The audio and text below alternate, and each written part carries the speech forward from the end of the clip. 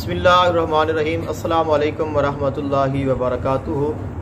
एक बहुत ही ख़ास तावीज़ है जो कि आपकी हिफाजत के लिए है, ख़ास करके जादू से, टोने से, आसेब से, बीमारियों से ये हिफाजत करता है।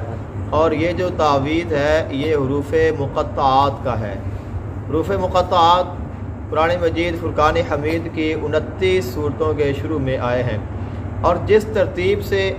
ये हुरूफ़ मुक़त्तआत कुरान मजीद फ़ुरक़ान हमीद में ज़िक्र है उसी तरतीब के साथ ही आपने ये तावीज़ बनाना है।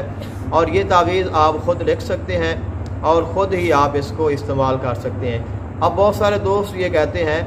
कि अगर आपने हुरूफ़ मुक़त्तआत की ज़कात अदा नहीं की तो फिर आप इनको नहीं लिख सकते या आप इनको इस्तेमाल नहीं कर सकते। तो इनकी ज़कात अदा करने का सबसे आसान जो तरीका है वो आपकी खिदमत में अर्ज़ करना है कि अगर आप ये चाहते हैं कि हम इन हुरूफ़ की ज़कात अदा करें तो चूँकि ये हुरूफ़ 29 हैं और ये 29 सूरतों के शुरू में आए हैं, और जो अरबी हुरूफ़ हैं अलिफ से लेकर या तक हमज़ा समेत ये भी 29 हैं। तो यानी कि यहाँ से ये मालूम हुआ कि ये जो 29 का हिंसा है ये अहमियत रखता है कि जो हुरूफ़ हैं हुरूफ़ तहज्जी वो भी 29 हैं, और जो हुरूफ़ मुक़त्तआत हैं वो भी 29 हैं, और कुरान मजीद फ़ुरक़ान हमीद की ये जो 29 सूरतें हैं उनके शुरू में ये आए हैं। और ये जो तावीज़ है ये माह रमज़ान मुबारक के आखिरी जुमा में असर की नमाज के बाद से लेकर मगरिब की नमाज से सूरज के गुरूब होने से पहले तक लिखा जा सकता है। तो अगर आप ये चाहते हैं कि आप इसको इस्तेमाल करें तो आपने इसका एक तावीज़ नहीं लिखना, आप कोशिश करें कि आप इसके 29 तावीज़ लिखें, 29 तावीज़ लिखें। और 29 तावीज़ जब आप लिख रहे हों तो साथ साथ इन हुरूफ़ को पढ़ते भी जाएं। तो जब आप इसको कम अज़ कम इन हुरूफ़ को यानी हुरूफ़ मुक़त्तआत को आप 29 मरतबा पढ़ भी लें तो 29 मरतबा पढ़ने से जो इनके पढ़ने की ज़कात है वो अदा हो जाएगी, और 29 मरतबा नक्श लिखने से जो नक्श की ज़कात है वो अदा हो जाएगी। उसके बाद आपने एक नया नक्श लिखना है खाली कागज़ पर जो साफ़ हो, जिसके ऊपर कोई भी किसी किस्म की लकीर या और कोई लिखाई ना हो, उसके ऊपर आपने लिखना है। और लिखने के बाद इस हुरूफ़ के ये जो तावीज़ है इसमें टोटल जो खाने हैं वो 30 होते हैं, और हुरूफ़ मुक़त्तआत जो हैं वो 29 हैं। जो 30वां और आखिरी लास्ट वाला खाना है उसमें आपने जिसके लिए आपने तावीज़ लिखा है उसका नाम लिखना है और साथ उसकी वालदा का नाम लिख देना है, और वो तावीज़ आपको आपने उसको दे देना है, या अपने लिए आपने लिखा है तो आप अपने पास उसको रख सकते हैं। अब कुछ अहबाब ये कहते हैं कि ये तावीज़ जो है ये 1 साल के लिए है, तो ऐसा हरगिज़ नहीं है। ये तावीज़ ज़िंदगी भर के लिए आपके लिए काफ़ी होगा, बल्कि एक दफ़ा जो तावीज़ लिखा गया है जब तक वो तावीज़ रहेगा उसके असरात भी रहेंगे।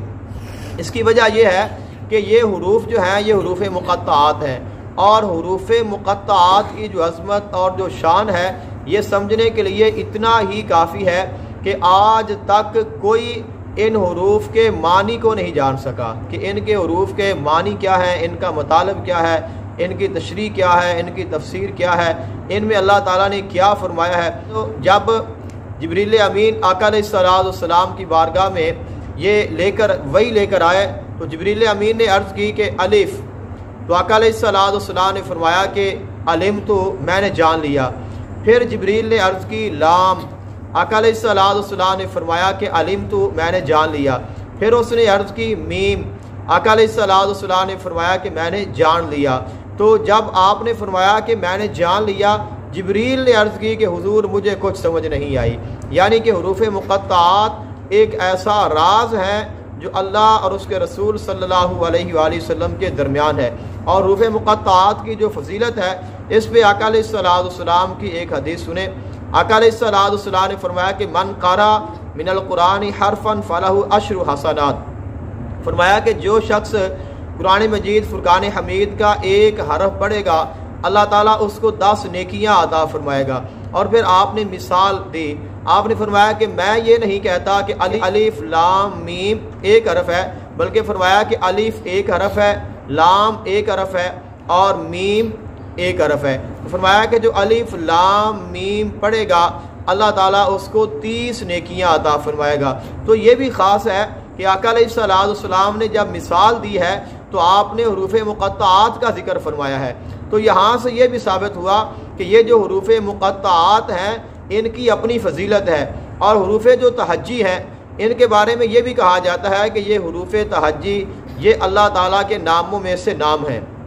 اور حروف مقطعات کے بارے میں بھی یہ روایات موجود ہیں۔ فرمایا گیا کہ حروف مقطعات اللہ تعالیٰ کے خاص ناموں میں سے اللہ تعالیٰ کے خاص نام ہیں۔ تو حروف مقطعات کو اللہ تعالیٰ نے بہت بڑی فضیلت عطا کی ہے، بہت بڑی شان عطا کی ہے، اور پھر یہ صورتوں کے شروع میں آئے ہیں۔ تو ان کے شروع میں لانے کا جو مقصد ہے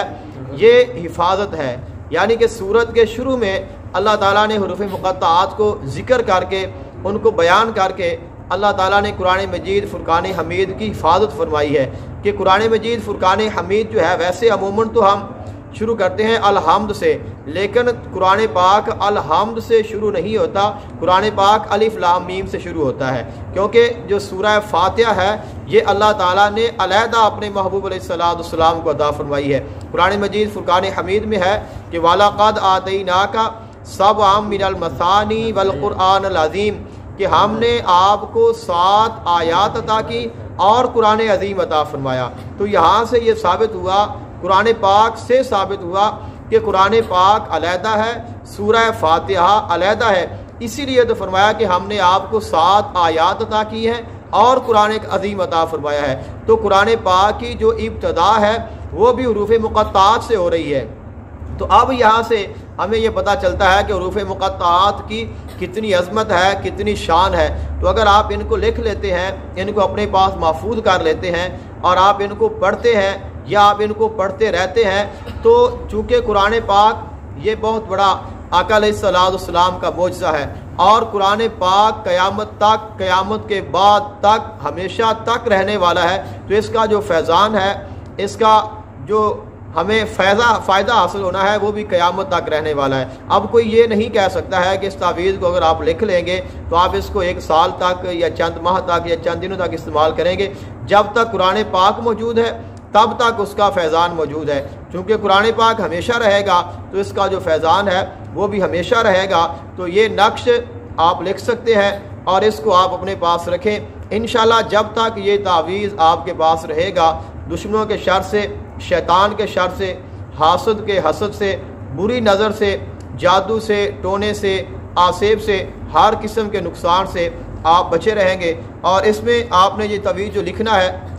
اگر آپ قرآن پاک کھول لیں تو قرآن پاک کھول کر بھی آپ لکھ سکتے ہیں۔ تو اگر آپ قرآن پاک کھولنے کے بغیر لکھنا چاہیں، اس کی جو ترتیب ہے، تعویذ بھی آپ کی خدمت میں پیش کر دیتا ہوں، اس کی جو ترتیب ہے اور جو حروف ہے وہ پڑھ کر بھی سنا دیتا ہوں۔ تو آپ نے ان کو ترتیب کے ساتھ جس طرح تعویذ میں لکھا ہوا ہے اور جس طرح قرآن پاک میں آئے ہیں اسی طرح ہی آپ نے پڑھنا ہے، اسی طرح ہی آپ نے لکھنا ہے اور اسی طرح ہی آپ نے ان کو یاد کرنا ہے۔ تو سب سے پہلے ہے الف لام میم، یہ سورہ بقرہ میں ہے۔ اس کے بعد الف لام میم سورہ آل عمران میں ہے۔ اس کے بعد الف لام میم صاد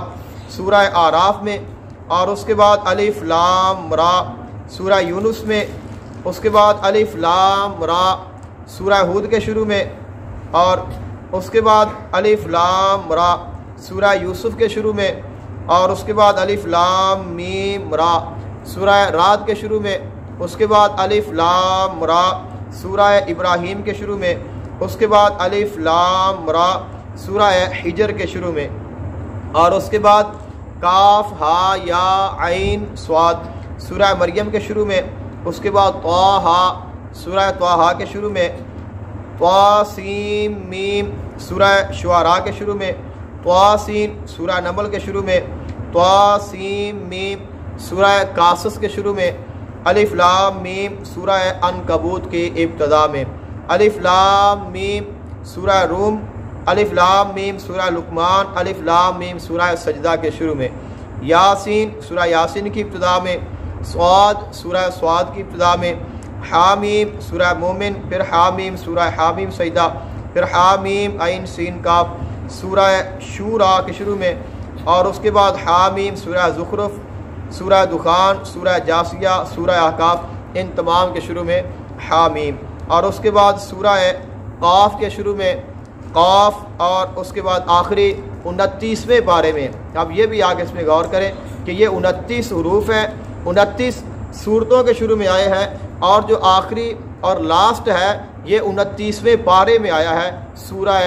قلم کے شروع میں جو نون ہے. تو یہ جو 29 کا فنگر ہے بہت عام ہے، کم از کم آپ اس کو 29 مرتبہ پڑھ لیں اور 29 مرتبہ یہ تعویذ لکھیں. لکھنے کے بعد پھر آپ نے ایک نیا تعویذ لکھنا ہے جس کو آپ نے استعمال کرنا ہے. جب آپ اس تعویذ کو لکھ لیں اس میں آپ نے اپنا نام لکھنا ہے، اپنی والدہ کا نام لکھنا ہے، اور اس کے بعد آپ نے اس تعویذ کو اپنے پاس رکھ لینا ہے. انشاءاللہ جب تک یہ تعویذ آپ کے پاس رہے گا اس کا جو فائدہ ہے وہ آپ کو پہنچتا رہے گا.